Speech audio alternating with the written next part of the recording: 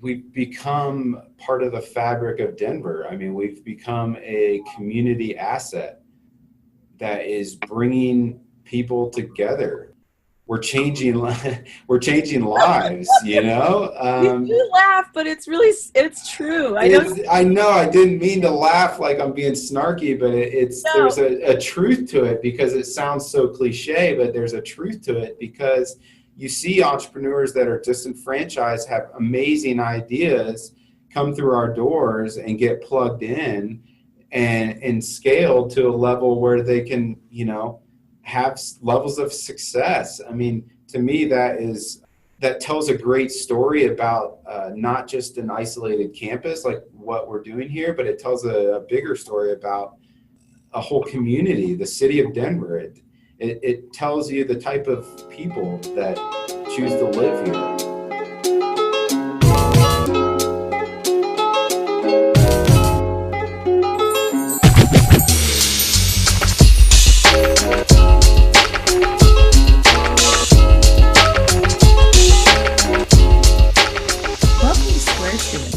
Created to connect current and future Coloradans with the people who make this state great.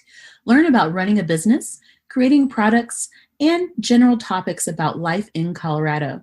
Interested in becoming an episode sponsor or need help creating written content for your website? Looking to start a podcast? Contact me, Michelle, at coloradolovehub@gmail.com. That's Colorado Love, L-U-V, hub@gmail.com to see how we can work together.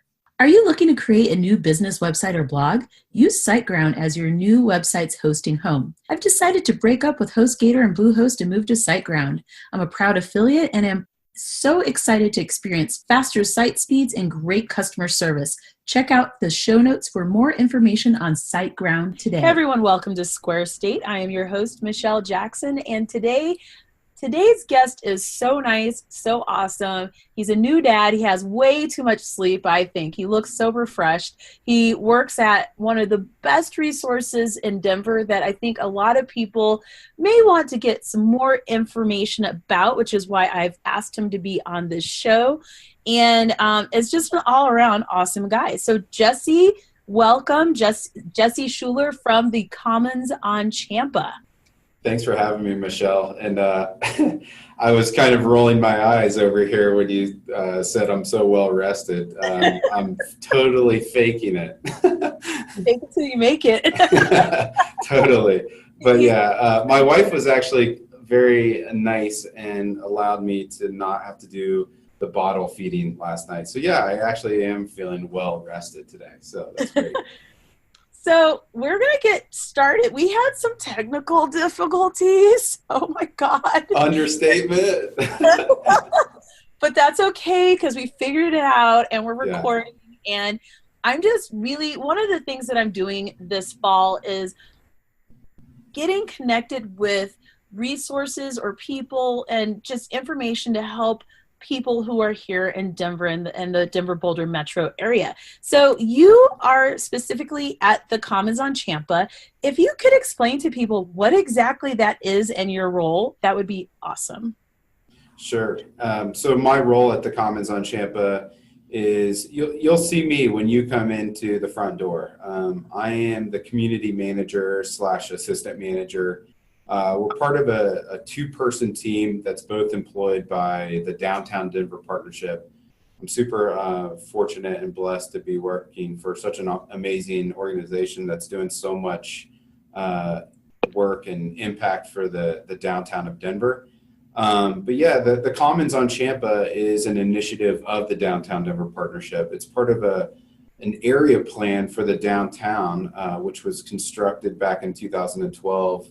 And part of that area plan, a little sub portion of that area plan was to have an innovation hub that supports entrepreneurs of all walks of life to be as inclusive as possible, all while supplying essential resources that every entrepreneur needs to get started in the scary world of entrepreneurship. So that's what we set out to do. We opened our doors in 2015 and we have some great resources here. And it's think of it like a public park for entrepreneurs, to where they can be welcomed and tap into resources, most of which are absolutely free for early stage startups and nonprofits that are driving entrepreneurship forward in our state.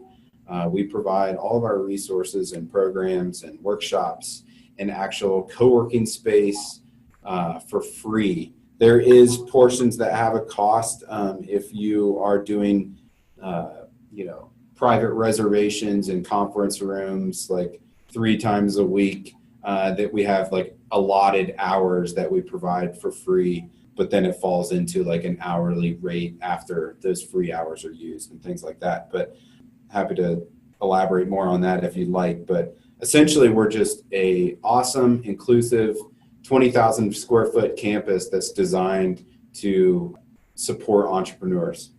Would you be so kind as to kind of dive deeper into the resources that you guys provide? Absolutely. Definitely don't want to be vague about that.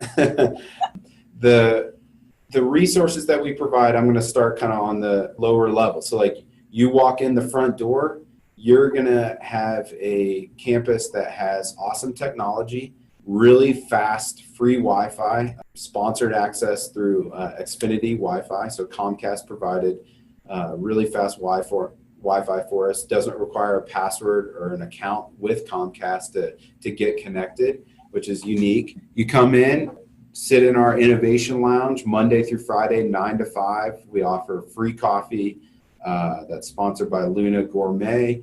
We have free Wi-Fi and some really cool tools in that space as well, like a digital whiteboard that you can do any kind of ideation on and save it.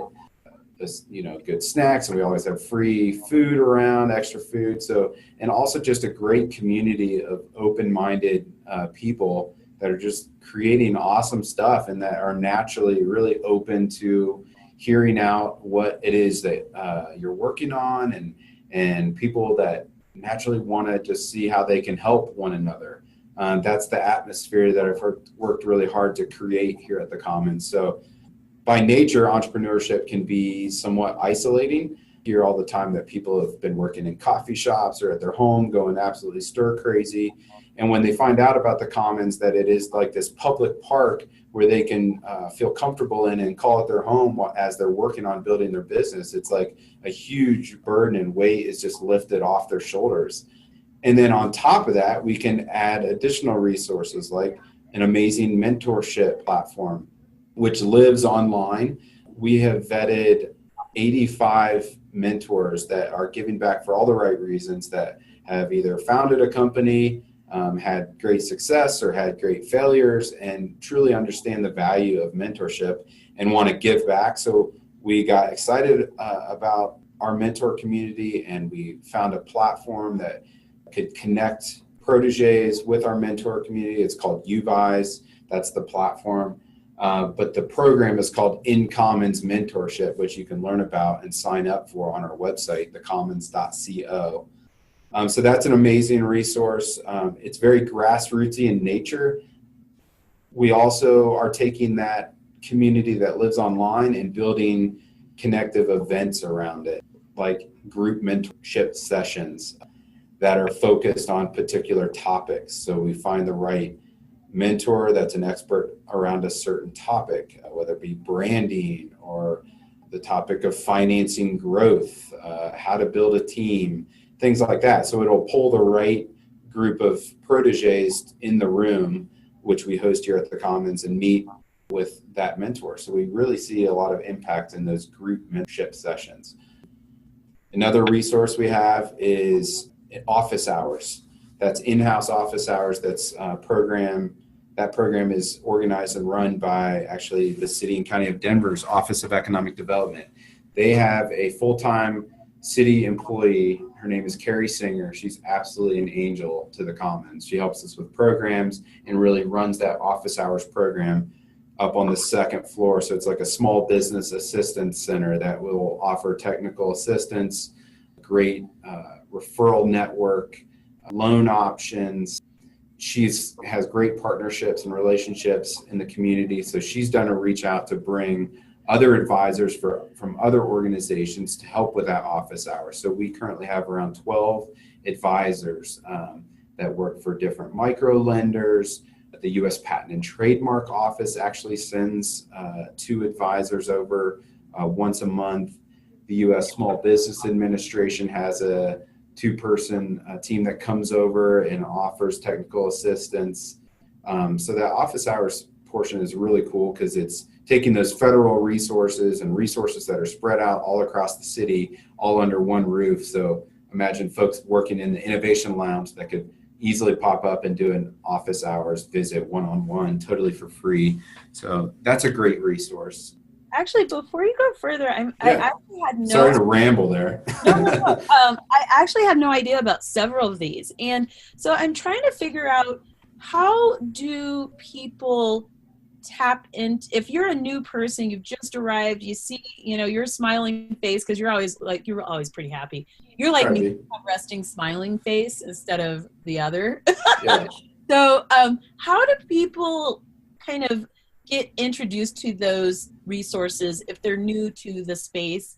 And then I guess the other question would be, how on earth is all of this free? Because I mean, you're listing a really, really comprehensive list of amazing tools and resources that can help people propel their businesses forward. And a lot of people pay a lot of money for that. So I'm interested in those 2 questions. The reason that we can provide a lot of our services for free is because of the nature of our founding partners. I don't know if I even said that in the beginning, but our founding partners are the City and County of Denver, the Downtown Denver Partnership, and the Colorado Technology Association. So those resources that I mentioned prior, we found sponsorship dollars to fund those programs. The office hours program, that is truly a initiative of Denver's Office of Economic Development. There's no incentive to monetize that. Their incentive is to pull in entrepreneurs of all different walks of life and to help those folks to spur economic development. They take record of every meeting that they've had and show great metrics around inclusivity and diversity. And they really form relationships that they then track that economic development. So yeah, our resources are free because of how we're founded. We are a nonprofit. We want impact. The goal is to not be a private co-working space that drives revenue. We drive impact in our ecosystem. So we are a nonprofit. Behind the scenes, we're always applying for grants, sponsorships, which we've had a lot of support thus far. The city has been an amazing partner because they lent us this 1940s police station to act as this public campus for entrepreneurship. They literally gave us the space for free. When I say us, the Downtown Denver Partnership. So right there, it just takes that hurdle of having this overhead cost out of the equation. So we have it's a very unique partnership, which gives us a lot of freedom to deliver these resources for free. Hopefully that answers that. Oh yeah. Is this model of, I guess what I'm trying to say is this unique in the United States? Are there other organizations that are supported or kind of created by a major metropolitan city similar to what you guys are doing at the Commons? Because it feels like it's very innovative. Yeah, absolutely. We were one of the first, if not the first, to really galvanize that unique partnership. It really serves as an amazing testament to Denver's personality, our collaborative nature. It's a great example of the public and private sectors working really well together. I don't think it would have ever happened, though, without the success of Denver Startup Week. The same founders of Denver Startup Week are the same founders of the Commons.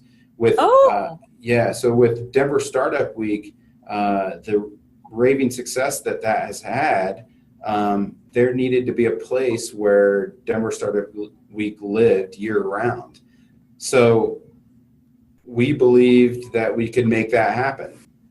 So that was like one of the original motivating forces behind the Commons, is the success of Denver Startup Week. Because what makes Denver Startup Week so special is that it's free, accessible to all, high-level programming. It acts as a platform for entrepreneurs to get connected to resources and community, all the same things that the Commons provides. All the same mission behind Denver Startup Week is the same mission of the Commons.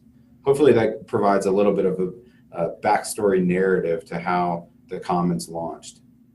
Actually, I'd like to talk a little bit more about Denver Startup Week and how you guys were the base camp for this year's event. And I thought it went wonderfully well. I know you guys have had a lot of construction and stuff happening outside the building, but you guys rocked hosting it. And I'm wondering, what has it been like? What's the atmosphere been like since you guys brought so many people to the space and got them acquainted with the Commons? Yeah, definitely seen a large uptick of new faces that are curious about us. When folks were here, thousands of folks were here during Denver Startup Week, coming here through the space that was Basecamp. They were probably in a rush to get to an awesome panel discussion or getting to their mentorship session. And then it left them wondering, what is this place and how can this place be accessible to me and how can it benefit my business? So definitely seen a large uptick, but that happens every year, honestly, after Denver Startup Week. It's a great week for us to bring in new faces and new community members. Absolutely. So yeah, Basecamp was truly an adventure this year. It's the first time that the Commons acted as Basecamp. Typically, it was over on 1515 Arapahoe, but that space is now being renovated to act as the new Downtown Denver Partnership office space. So, which was a great space. It was big. It was on the 16th Street Mall. So there was some questions around how could the Commons accommodate that many people. We definitely planned a lot around just the flow and how it would feel and getting the right type of programming in the right spaces. And I think held its own very well. Having the huge tent out in Sculpture Park definitely eased just the occupancy that our building can hold. So that was great. But overall, I think it turned out really, really well. And we're going to do it again. We're going to keep doing it. If I were wanting to participate or volunteer in some sort of way at the Commons, is that possible? Or are there community leadership opportunities within the context of that space and the services you guys provide? Or am I just being crazy in thinking that? Or how can I get involved more if I'm a local business leader? Absolutely. There's ample opportunity to get involved. We love community-led programming here at the Commons because it's allowing the community to drive content and programming that they deem as necessary. So we love community-led programming, and how we primarily do that is through hosting meetup groups. So if you are a organizer of an awesome meetup that's really focused on community and entrepreneurship or on a specific area, reach out to us. We would love to act as a host for that. Currently, we host around 12 different meetup groups already, the likes of Denver Founders Meetup, Denver Boulder New Tech, Denver SEO Meetup. We do a really awesome digital marketing meetup. So that's definitely a platform for leaders within those little niches to utilize the Commons to provide programming. One of our asks is that it's free and open to the public. So if you are going to utilize the Commons for a private ticketed event, we are going to charge you a little bit. But if you're going to provide awesome content free and open to the public, we'll co-brand, co-promote, and we'll house you for free in-house. Definitely ways to get involved there. Then there's ample opportunity to volunteer through Denver Startup Week. You could become a mentor as well. That does require an interview with the Commons staff.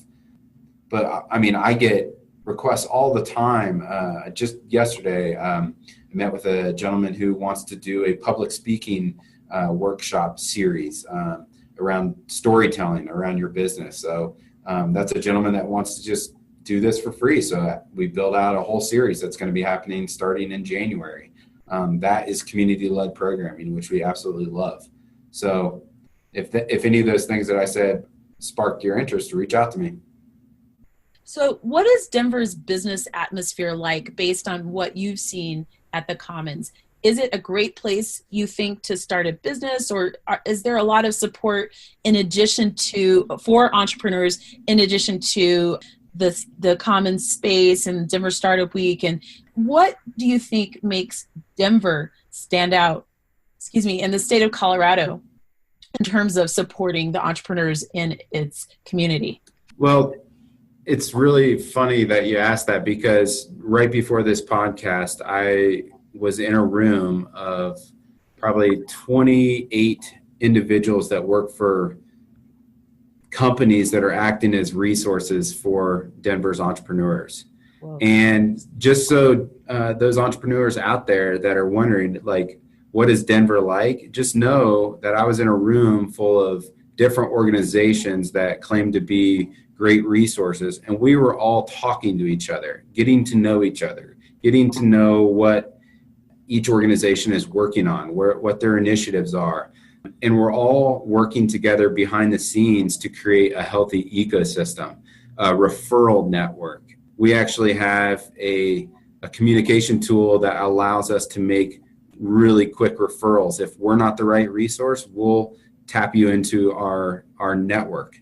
So that in and of itself, the fact that we're all willing to collaborate with one another and think of ourselves as a collective to create a healthy entrepreneur ecosystem, that's, to me, is awesome. That says a lot about our community. There's so many resources, and the resources are trying to work together. So in trying to demystify where those resources lie is what we're working to do. So, did you guys ever create an app? We have what's called our Resource Navigator, which is an online database which lives on our website. Okay. So that is a tool that lives on our website. It is mobile friendly as well. It's not in an app format because we're using a company that's based out of Kansas City called SQS016. That is that database company. But it's taking all these resources and giving very clear descriptions of what they are, how to get in contact with them, what services they provide. And it's really easy to search. It's keyword searchable through this database based on what your needs are. It'll populate the set of resources that we have in that database and who to reach out to. What is the word that you would use to describe the community? Like the one word. I want to say collaborative because it's so true, but I say that all the time. So you're forcing me to have to think of a different word there, Michelle. Word. But when I think of the nature of this entrepreneur ecosystem, it is that freedom to cross-pollinate and to collaborate and create clear and open pathways to getting in touch with resources. So we're definitely not kind of siloed away. So I guess the word I have to use is collaborative. And what are some, are there examples of businesses that you can share that you're just like, keep an eye out on this business? These people are just doing something really cool. Yeah. I got to speak on the startups that have, been founded and launched and then have outgrown our space. Alt Ethos is a company that I'm really proud of. They've really kind of been disrupting the marketing world through digital storytelling and immersive environments. So creating immersive environments that tell a narrative or a story by creating experiences. So they actually took this LED digital hallway that we have at the Commons, and they're so tech savvy that they kind of reverse engineered it and made it immersive and made it interactive. Oh. And they coded out content that is telling a story. So when an engagement takes place, that the screens kind of engage around you. They're working on this new project that will actually take a snapshot of faces that walk through it, and then those will fall into like a grid, and it will like spell out like a word or something. So they're always kind of doing creative things, but they've outgrown our space. They've moved on, and they've landed some great clients, and they've been listed as Denver's companies to watch. Yeah, really cool stuff. Denverite called them a Denver company to watch. Also, Sitter is a really awesome example of a win that has come out of the Commons. Sitter is a app for mothers that need to find quality babysitters. So kind of like the Uber of babysitting. Yeah, doing really well. Started their team based in the Innovation Lounge and got tied to our mentor network and really got connected since working out of the Commons, and did a lot of great things. I think they went through Techstars just recently, kind of going in their second round of fundraising, and doing great stuff. That's definitely another company to watch out for. Wow. Yeah, there's a really cool nonprofit that actually went through our Co-Starters Accelerator program. They're called Effect. So they're a nonprofit that's tackling some of the world's biggest humanitarian problems and using the power of social media to address those issues. I'd definitely be on the lookout for them as well, called Effect. I'm going to look for all these because I'm so excited. And the next time I go in, I'll probably, if they're around, let me know. But I think that we're basically wrapping up. I am really so thankful for what you guys do and your role in the community. And as a person who uses this space, I'm very, very aware of how unique and special it is. I know that this is something very innovative and new, and that not a lot of cities have something like this. For another city who is thinking about creating a space like this, could you talk about the benefit to having a free space, basically, that helps people for free, facilitates networking and sharing of expertise? Why is that of value to any town that might want to do this and replicate the model? We've become part of the fabric of Denver. I mean, we've become a community asset that is bringing people together.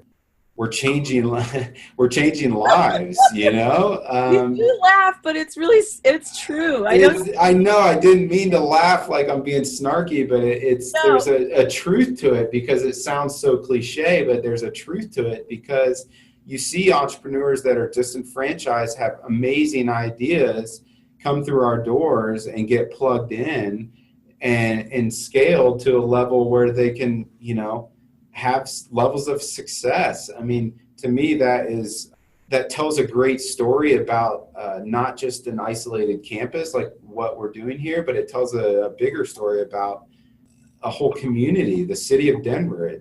It tells you the type of people that choose to live here. We demand a certain level of quality of life. We demand that you treat people a certain way.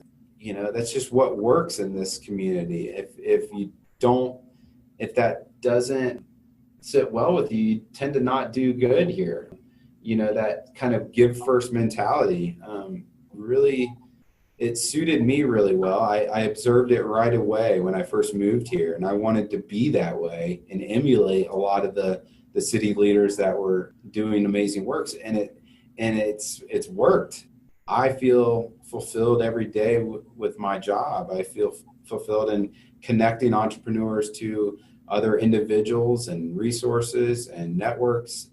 For other communities that are looking to do something like this, it can't be something that you go through the motions of and think it'll bear fruit. It has to be a passion-driven enterprise. It has to be alive and really paying attention to what the needs in the community are, and then and truly delivering what entrepreneurs need in an authentic way, and really kind of walking the walk and not just throwing words around like inclusion and diversity, but truly bring leaders to the table that can really lead those initiatives authentically is essential. And then really rely on the personalities that are in your community. Don't try to just replicate something. Parlay the relationships that are there already. And you can take the concept of the commons, definitely, but it has to be injected with the life of the personalities that reside in that community. Be smart, be innovative, strive for change, try to stir something up and create something that's new and unique to your community. The commons wouldn't work everywhere. So just understanding your own community and what your network is, and then getting the most out of it is what made us successful. There's a lot of elements that had to come into place at the right time. So there's a little element of serendipity and luck, maybe. The fact that this building was at a time where it was underutilized and it could be activated. And it was a win-win for the city and what the Downtown Denver Partnerships Initiative was. And it fell in line with the success of Denver Startup Week. So yeah, there's definitely some elements that really kind of made it make sense. But I think there's elements like that in every city. If you just look closely and maximize on those potentials, I think any city can really do this. But if the public sector and those relationships that are there want to work really well with the private sector, and ideas can be put out there, and you can act on those ideas and all work together, cool stuff happens. And I guess my last question, you got fired up on that one. I did. That one, because that really taps into like what I see on a daily basis. So yeah, I got a little fired up there. Fired up. I'll chill out. I'll chill out. No, it's good. It's good. So my last question is, so you're not originally from Colorado. Where are you from exactly? That's not my last question, by the way. I was born and raised in Ohio. Oh, okay. Yeah. Why Denver? Like, there's lots of places all over America. Like, what about, this is a podcast about Colorado and Denver Boulder in particular. What about, and you kind of touched on it, but why are you still here? Are we crazy, or is it crazy good? It's crazy good. I mean, when I moved out here in 2009, well, I actually came out here for the first time in 2007 on a backpacking trip with my brothers. And that was an amazing backcountry experience, climbing the Maroon Bells. We almost died. But that experience, camping under the stars and being down in the Lost Creek Wilderness, and then climbing the Maroon Bells with my brothers, and that was an experience that definitely left an imprint on me. And I've never seen that type of beauty and that sense of like pioneer spirit and wildness, and I just absolutely connected with it right away.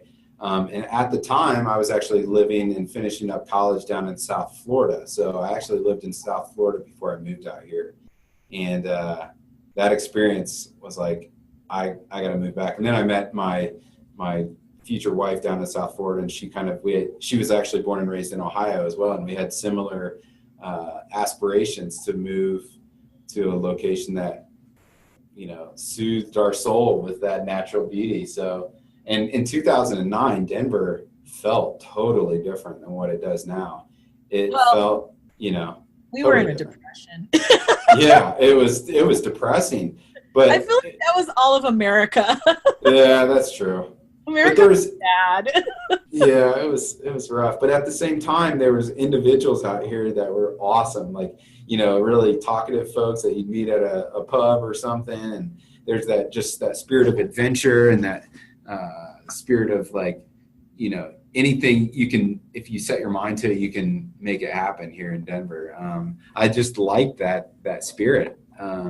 So it wasn't easy when we first moved out here. We didn't know anybody, had no professional connections, but basically just with a zeal to take a leap into adventure. And my wife and I, we got married out here. We just had our first kid, just worked hard, made connections, and it's just been the best thing that's ever happened to us, really. So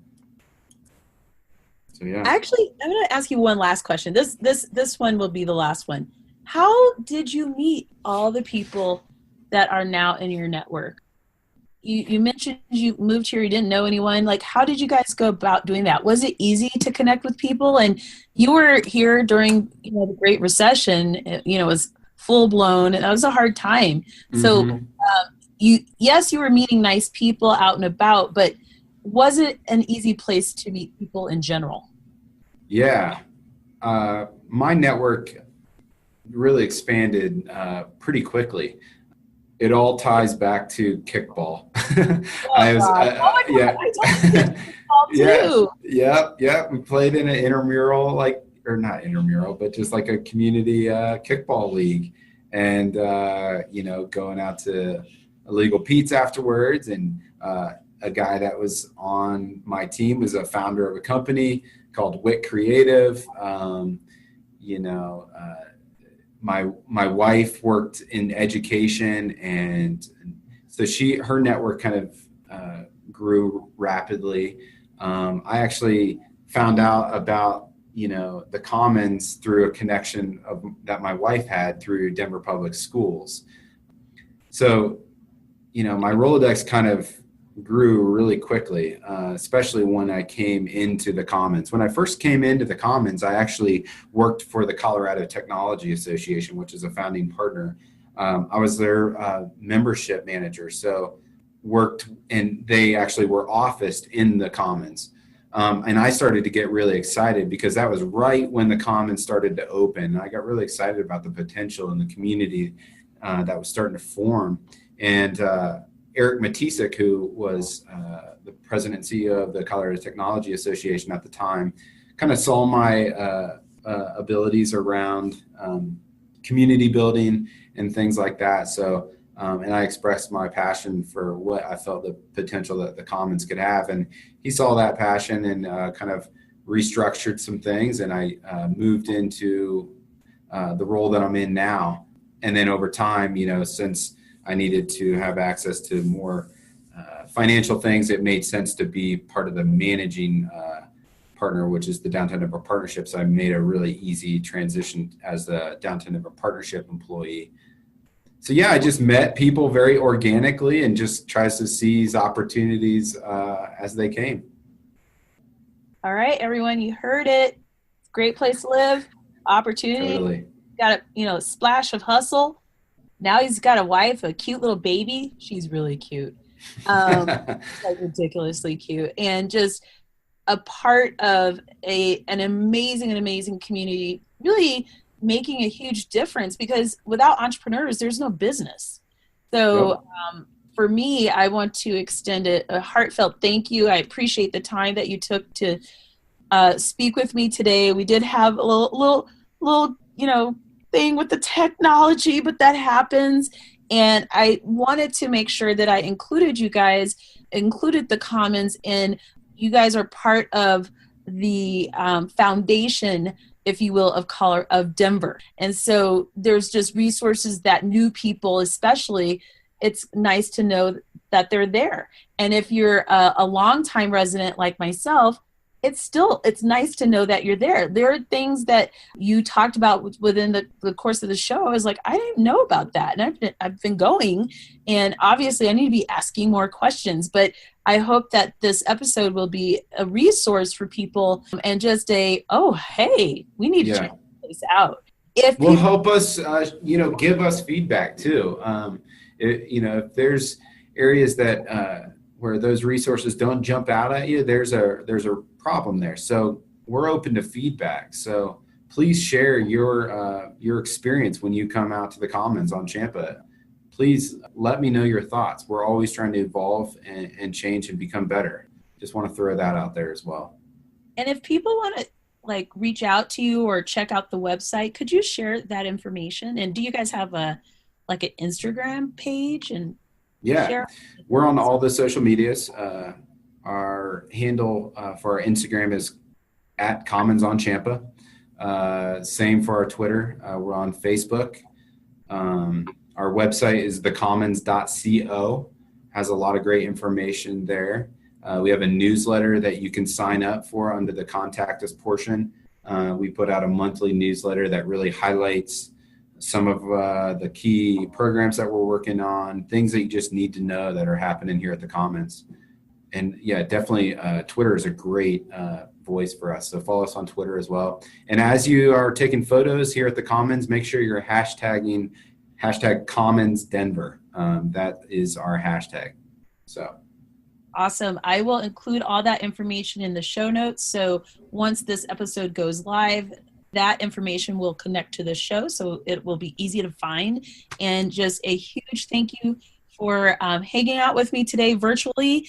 And I just wish you all the best. And I just want to also say thank you for all the work that you do.